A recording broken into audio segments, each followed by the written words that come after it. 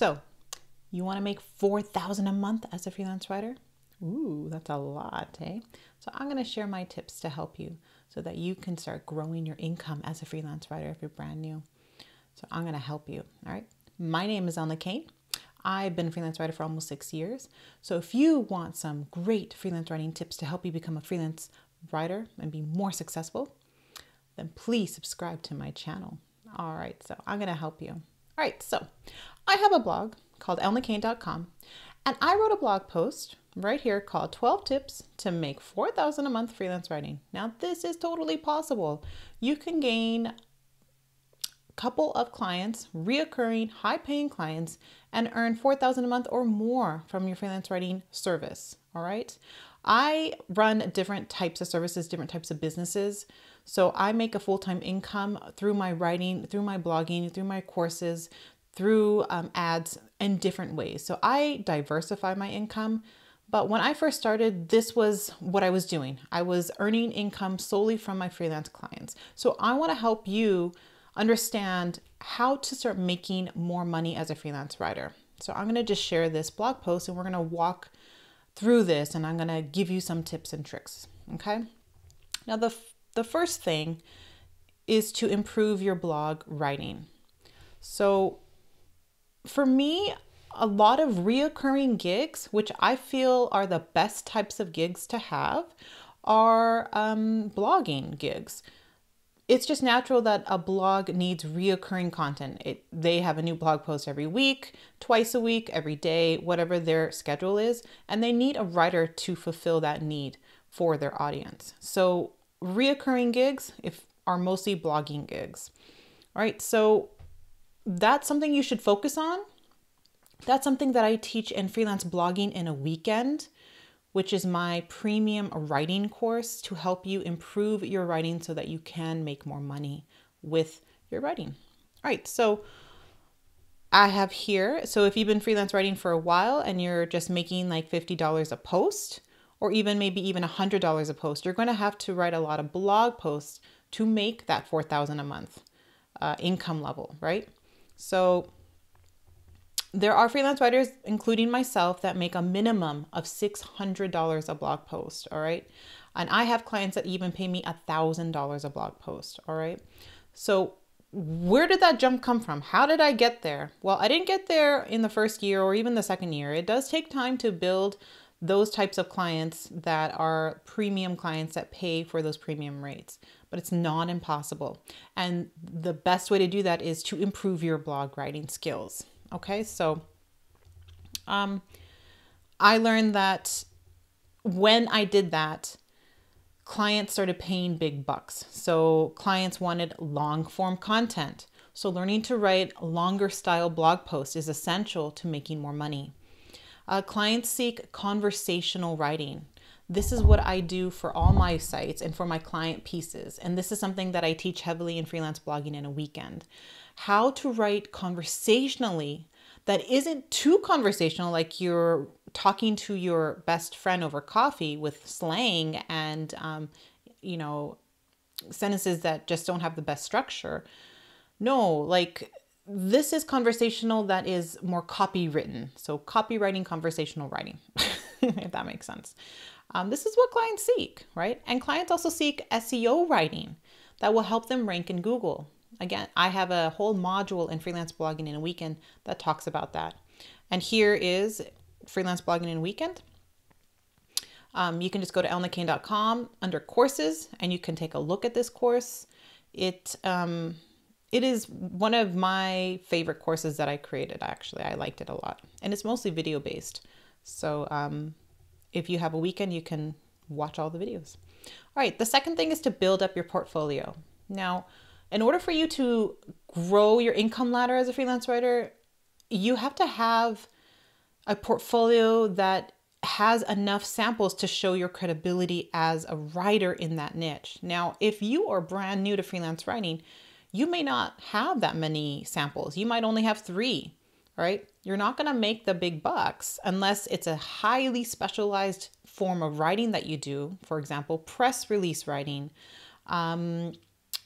sales page writing, right? White paper writing. Those are specialized forms of writing that you don't need a lot of samples to show that you can charge big bucks, right?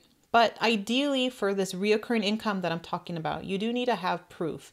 And so having a full page with tons of writing samples, tons of client pieces on your portfolio shows that you are a prolific writer, that you've been doing this for a while, right? So for me, the best way to build your portfolio is through guest posting, right? Just search on Google, write for us in your niche. So write for us pet niche, write for us beauty niche, write for us grant writing niche. I don't know, whatever your niche is. And you can find that. So right here, I Googled wellness blogs.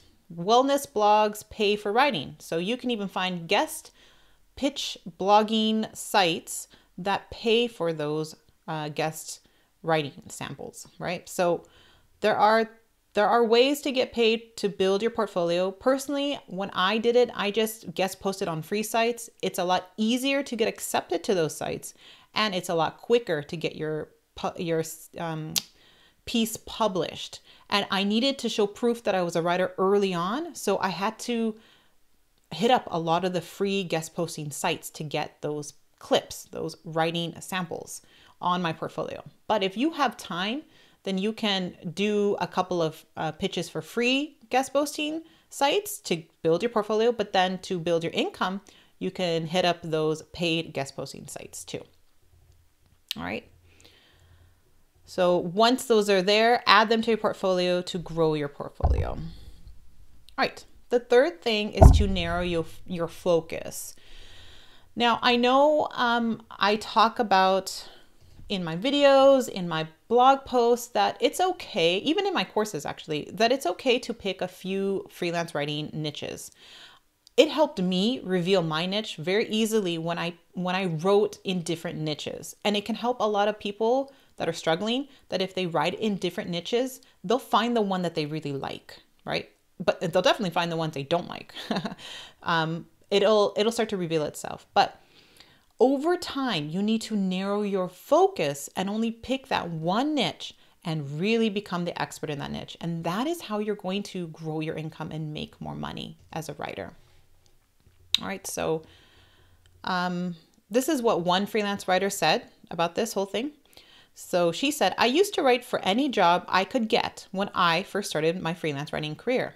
And this is something that I did too. I mean, everyone has to do that. You get what you can when you first start. It says here, I was working all over the map and only averaging $12 to $20 an hour. It was mentally exhausting because I felt like I had to constantly learn new topics. I accidentally stumbled into finance writing because I have a passion for personal finance topics. So again, she was writing in different niches and she just so happened to find finance writing. And she has a love for personal finance topics, actually. She probably reads personal finance blogs, right? So she enjoyed that. It says here, narrowing my field allowed me to move up the chart to make $100 to $150 per hour. I was able to get featured on big websites like Time, Forbes, Fidelity, Yahoo, and more. All right, so this goes without saying. Once you figure out that one topic, that one niche, then you need to learn everything about that niche. All right. And she was able to gain better clients because her portfolio showed her expertise in finance writing. She got rid of all the mishmash pieces, guest post sites and stuff that she used to have in different topics, and she only focused on her finance writing. And that's what you can do, and that's what I've done too in the digital marketing niche. All right. Number 4, keep hustling. I don't want you to become complacent in as a freelance writer. Once you start picking up a couple of big brands, high-paying clients, don't think that the jobs are going to keep coming. If you don't keep hustling and actively trying to find clients, networking, getting familiar with brands, reading up-to-date content in your niche, then you're not going to create that sustainable income over time. Now, granted, I don't always constantly hustle and pitch, but I do network. I do follow new blogs. I follow blogs that have podcasts for maybe some podcast writing to grow my brand, to tell people I'm a freelance writer in this niche and I can help you grow your brand. I find ways to network. And for me, that is much more profitable than to actively pitch to job boards or to cold pitch. While that's a great strategy for new writers, if you've been doing this for a while, you want to rely on that reoccurring income, and you do that through networking and referral business, right? So that's what I do. But again, for you, when you're sort of in that cusp of jumping the income ladder and growing your freelance writing income, you do have to start pitching. Cold pitching and job board pitching and networking are the greatest strategies that you can use in the beginning for sure. And then number 5, keep pitching. Like I said, still create a metric around that so that every month you send out at least a couple pitches so that you can connect with new business. All right, I have number 6, set the time. All right, so for me, when I first started, I do say here that I was very resistant to getting my mother-in-law to watch my toddler twins for 10 to 12 hours a week because I felt guilty. I don't want my mother-in-law to like have that chore, that burden of having to watch the twins. I want her to have just whenever she wanted to stroll or walk the twins, take them to the park. That was fine. That's what I did, right? So I had my mother-in-law take the twins to the park or stroll or walk them every day for a few hours. And that allowed me to almost double my freelance writing income and made me such a better mom. So when I had that time alone, that undistracted time, so I set time for myself, I knew exactly what I was going to do. I wrote down all the things that I had to do, how much pitching I had to do, how much writing I had to do, how much outlining I had to do, all of that. And that helped me grow my income. Okay. And that mental break really helped me just be a better writer, to have better thoughts about topics and what I needed to do for my business.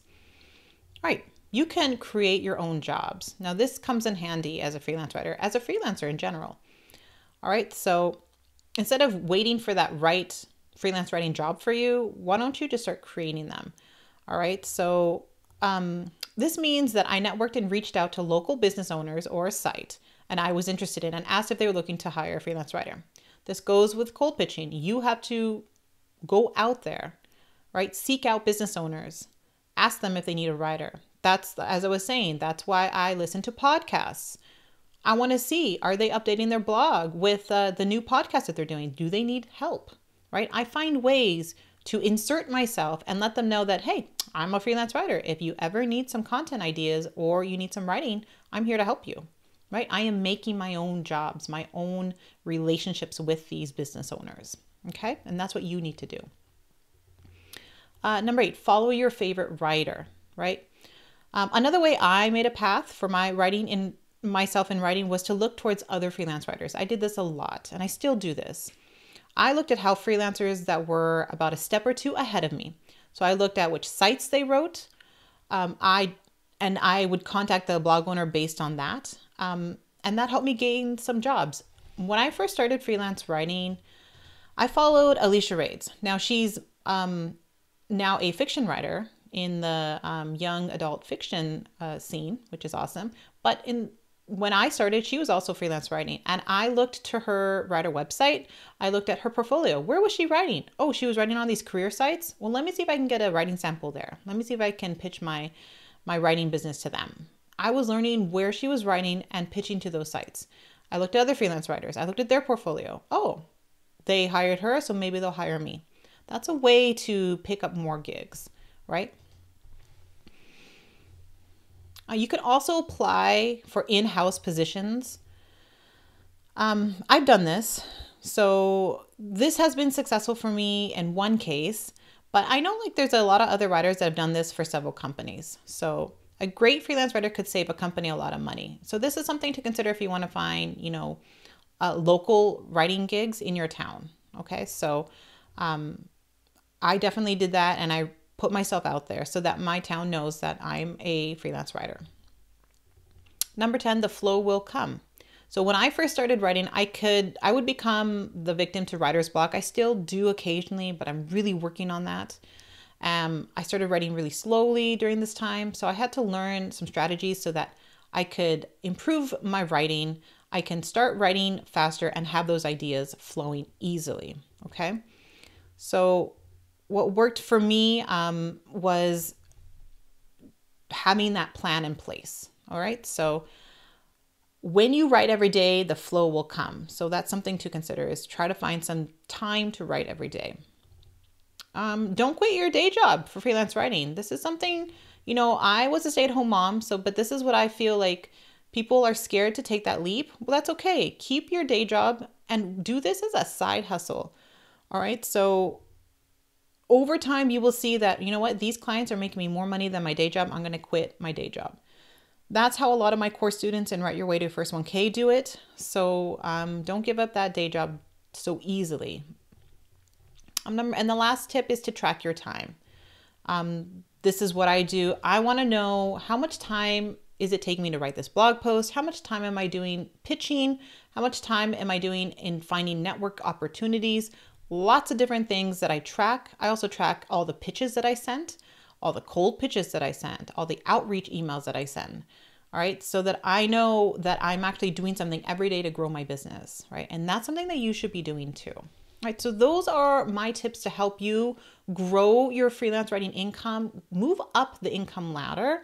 Right. So you can start making $4,000 a month, $5,000, $3,000, $2,000 a month, whatever income level your goal is as a freelance writer. Now, if you enjoyed this video, give this video a nice thumbs up and tell me in the comments below what tip resonated you the most. Which one are you going to try out so that you can start making more money as a freelance writer? Tell me in the comments below. All right, I'll see you in the next freelance writing video.